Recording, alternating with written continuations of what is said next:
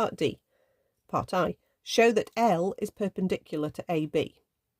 Right, so let's take this line L and rearrange it this time. To rearrange it to get y equals mx plus c, I'll hop the minus 3y across to make plus 3y on the right hand side, and then I'm going to divide through by 3. So I'll get 2/3 x plus a whole 2 is equal to y, and I can then see that the gradient there is 2/3. And remember that the gradient of AB was -3/2. We had that in part A. So because our gradients multiply together to make -1, that's enough for us to then conclude that they are perpendicular.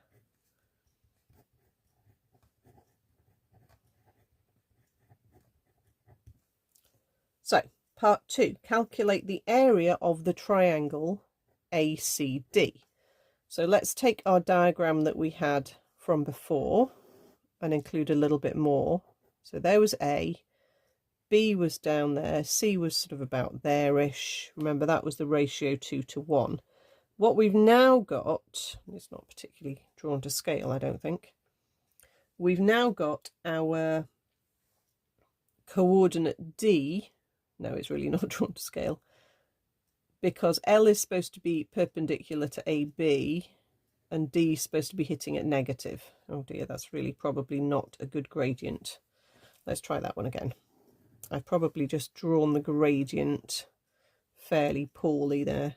Okay, let's try it again. Let's put it, it's probably more like about there.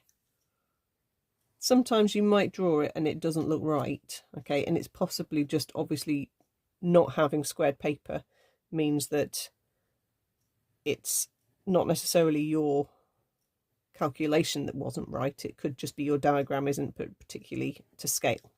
Okay, that looks better. So we've got a line that looks like it's at right angles and it's now intersecting at this point -3,0. So that looks fine. Okay.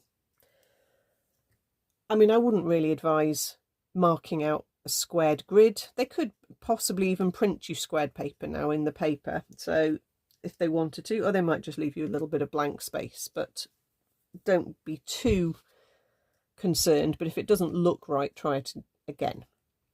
Okay, so we want the triangle ACD. So that's not vertical, but we want this area of this triangle.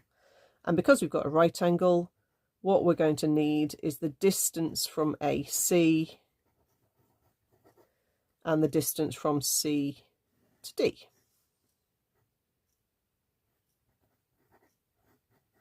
So we're going to use our big square root formula, which you need to know.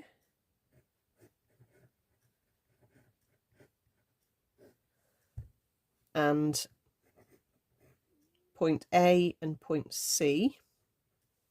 So A was -110 and C we worked out at 3,4.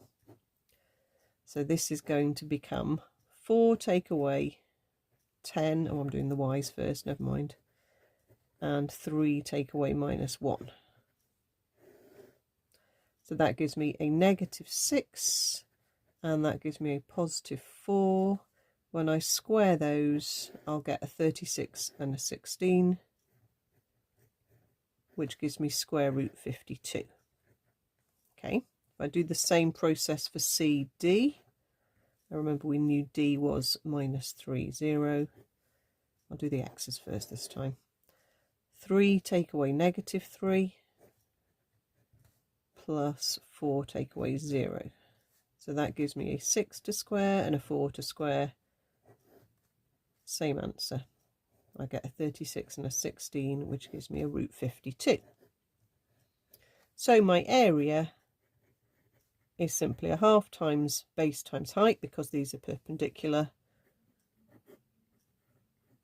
And very handily, we've got some nice numbers. So that gives me a half times a whole 52, which gives me 26. You don't need to put units, you can write square units if you want to.